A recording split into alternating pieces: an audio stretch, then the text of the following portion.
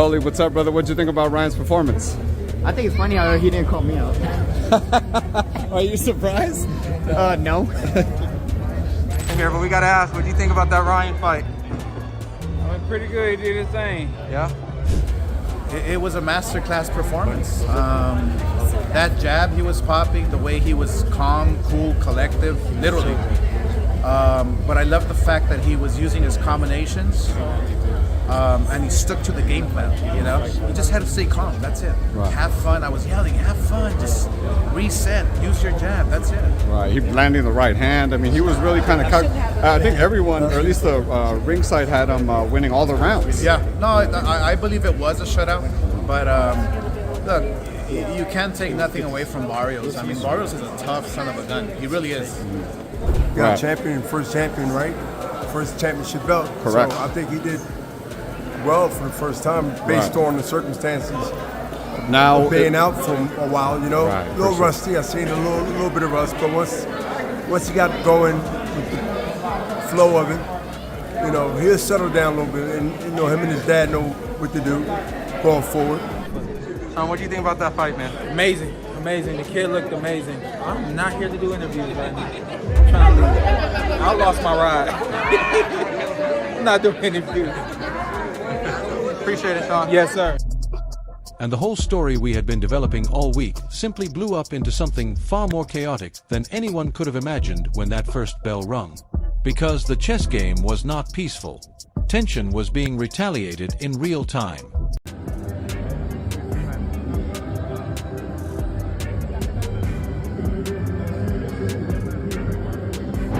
I did expect him to get back up. And I told Holly, look, he's going to get back up. It's going to be a long fight. It's going to be a 12-round fight.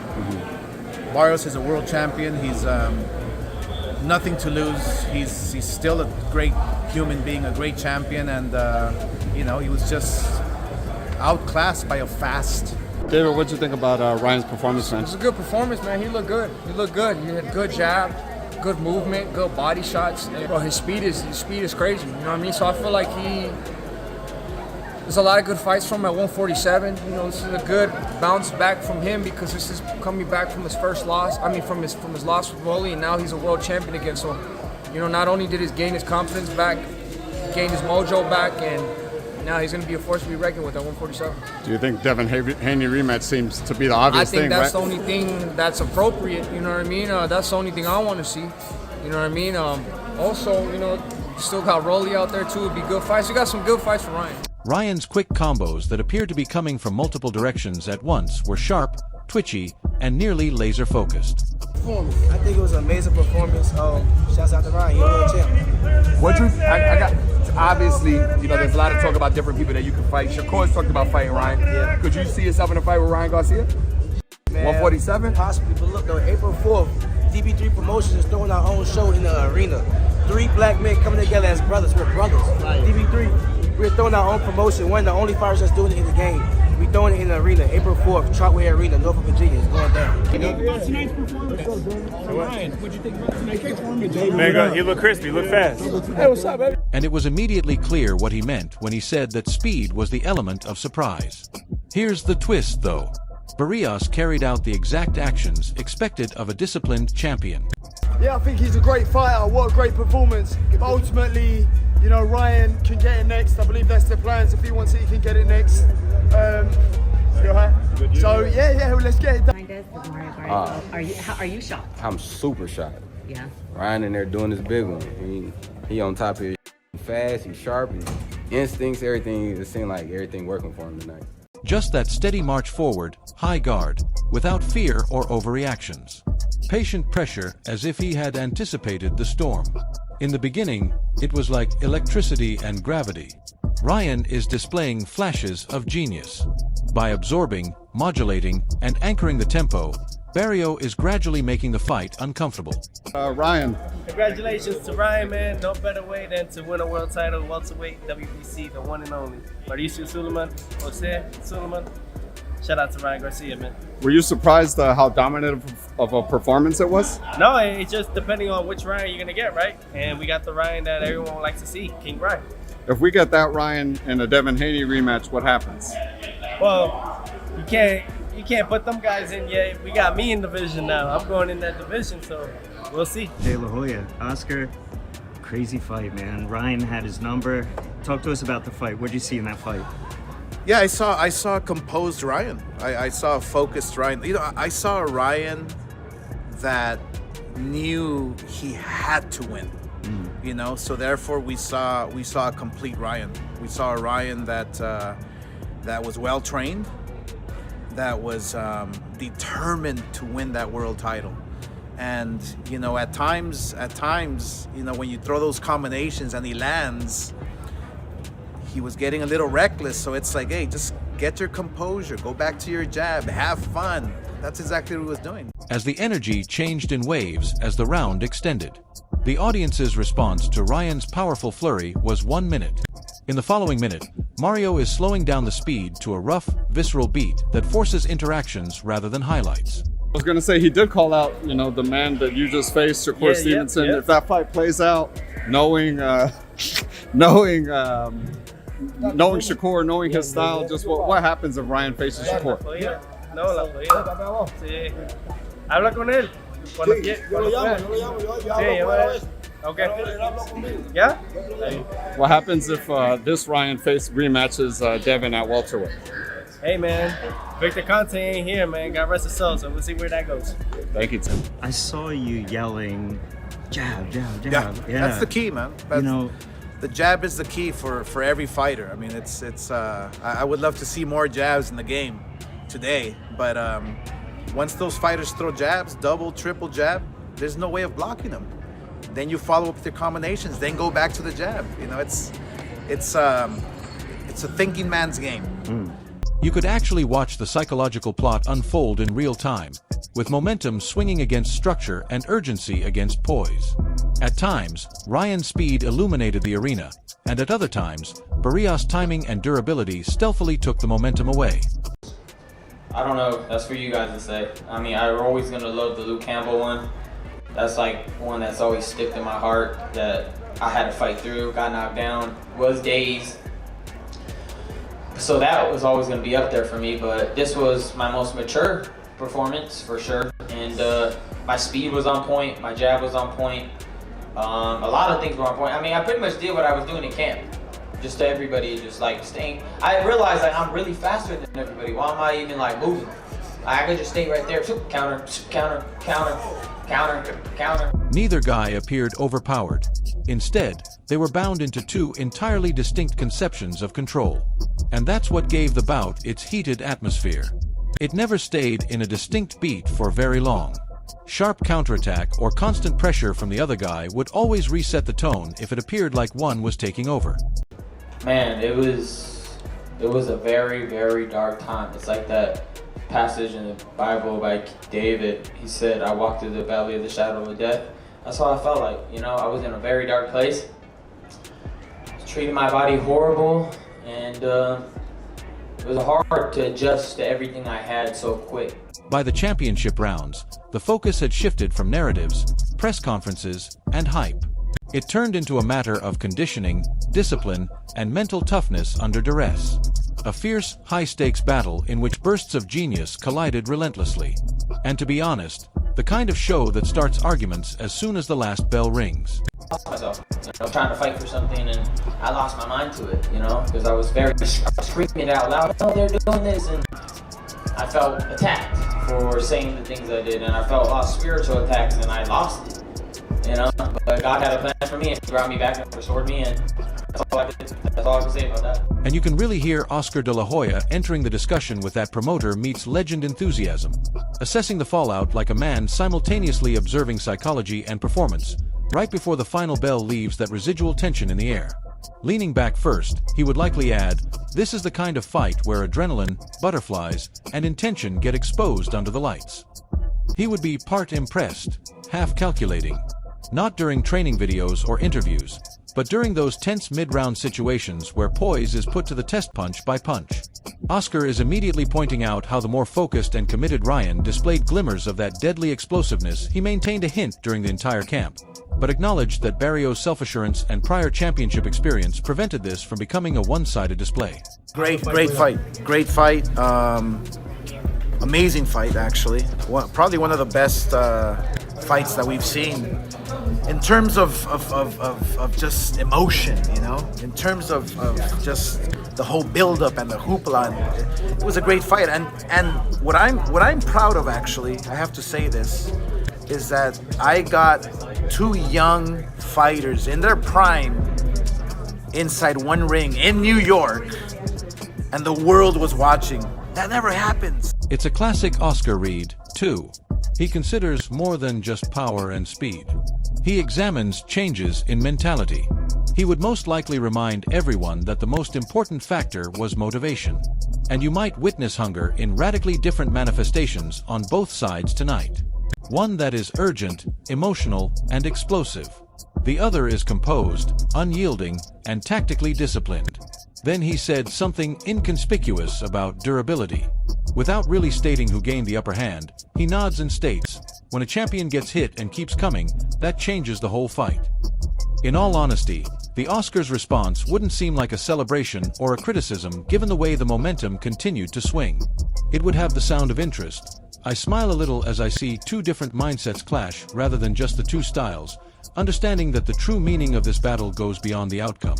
It is what both combatants disclosed about themselves when the strain became intense. After the first knockdown, because I noticed when Ryan would turn and do the shoulder roll, you know what it is? Eddie would just swing and he was getting discouraged. Out. He was getting discouraged, and that can wear you out as well. Yeah. Physically, mentally, it can discourage you and it can get you tired. Yeah. And that's what was happening. I mean, Ryan's a big kid. Weighed in 140, probably was 160. Yeah.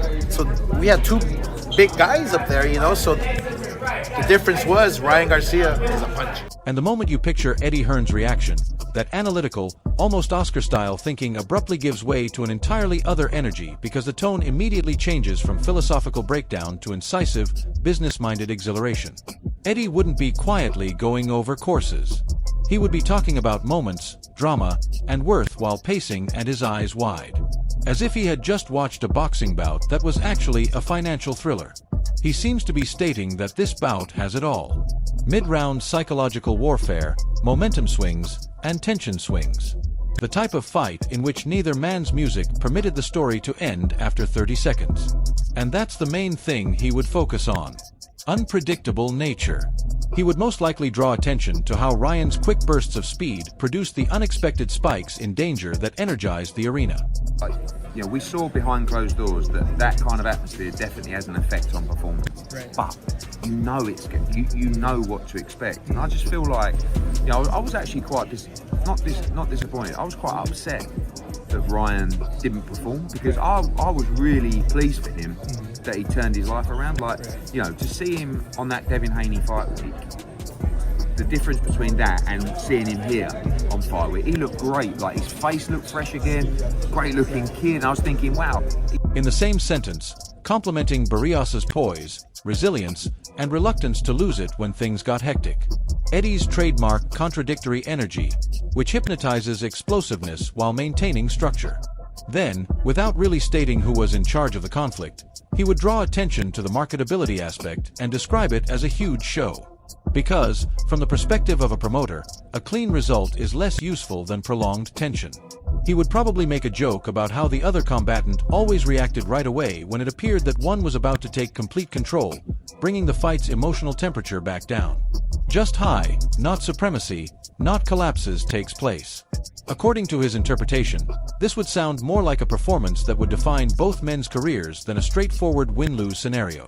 The kind of fight that makes people talk about rematches, boosts stock, and causes the boxing community to argue more after the fight than during it. Eddie, just your reaction, man. I can't believe it. I mean, I said, this kind of environment, like sometimes it can just, I mean, I don't know what to say. I mean... Flabbergasted? You know, tonight was going to be those two in the ring facing off for the big rematch. It's done? When Chris Algier begins to break down this fight in my mind, it becomes less about drama and more about the minute things that casual fans overlook. Eddie's promoter-style analysis fades out, and the atmosphere now moves into pure technical terrain. This was not a clean rhythm duel for either man, so he would most likely lean back, stare at the replay, and start talking about tempo disruption right away. For a moment, it seemed as though the exchanges were dictated by speed.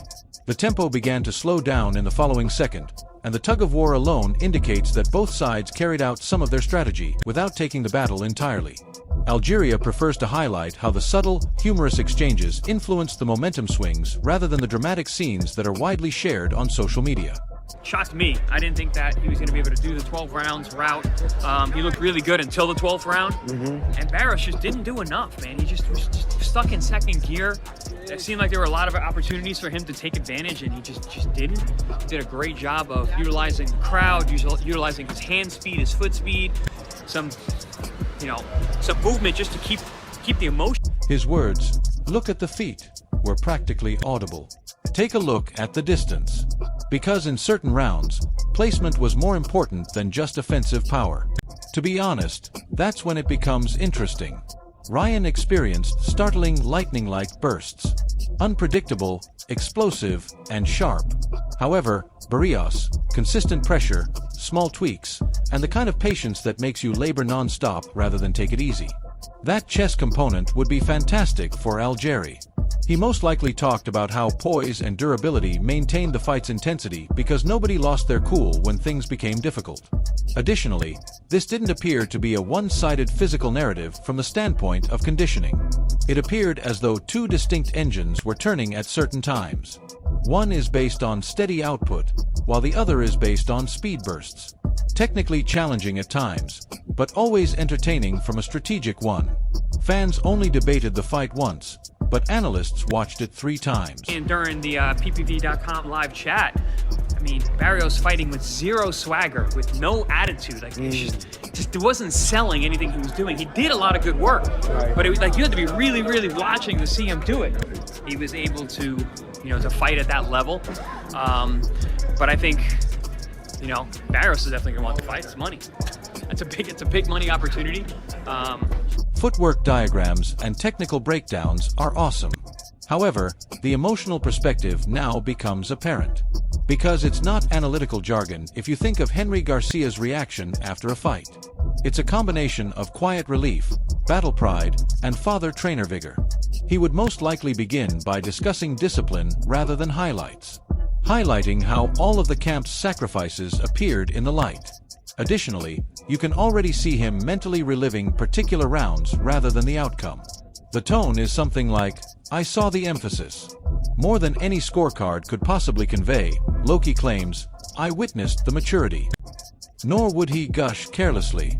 He would remain grounded, pointing out changes, the poise, the passionate conversations, and the times when Ryan didn't music rush when previous iterations of him most definitely would have. But I tell everybody, and they don't listen, they're stupid, okay? My son hits you, you're done. Yeah, man. You're f***ing done. But they're stupid, okay? And that's what they get. That's what everybody gets. All the haters, Paul Malignaggi, he's stupid, Porter, all those, Algeria, he's a piece of and even Timothy Bradley, they're all pieces of What'd you think of that judge that scored it a draw? That's up. Yeah, right? Up. He was kicking his 4 knockdowns, yeah. Jeez. And a draw, get me the out. By itself, that difference would resemble a proud coach observing development in real time rather than merely punches being delivered. However, he would undoubtedly give Barrios credit, describing him as strong, resilient, and mentally obstinate in the ring. The type of opponent who, whether the fighter likes it or not, makes them be honest. Henry's praise of both sides' discipline and subtle emphasis on the importance of sharp preparation for true opposition are nearly audible. There are no exuberant festivities or grandiose declarations, just measured contentment along with the traditional trainer mentality that we can still do better. To be honest, that type of reaction strikes differently because it doesn't exude a sense of victory. The aftermath feels more like a milestone in a much longer fight story than an ending since it screams process validation. Okay? For hating on my son. You're a piece of Henry, how proud okay? are you? I'm very proud. And I can't stand the people that went against him, but you know what? I'm glad. I'm glad you lost. I'm glad you lost a lot of money. I'm so glad. You gotta listen to me. I would tell people. I would text you. If my son hits that guy solid, he's either gonna wobble or get dropped. Did I lie? You did it. Garcia, what were your... As he's totally focused, he'll drop down to 140. But honestly, he's 147. The true picture of this fight begins to resemble a psychiatric case study under stadium lights by the time you zoom out from all these emotions, rather than just a straightforward outcome. You had passionate outbursts clashing with championship poise, speed bursts colliding music with methodical pressure, and momentum swinging so frequently that it seemed like the fight itself was unable to settle on a consistent storyline. Our imagined post-fight voices were all centered around various realities. Eddie discussing spectacle, Oscar discussing attitude, Algieri analyzing tempo and spacing, and Henry emphasizing discipline and growth. And that, in and of itself, demonstrates the depth of the performance. This wasn't a tale of clear dominance.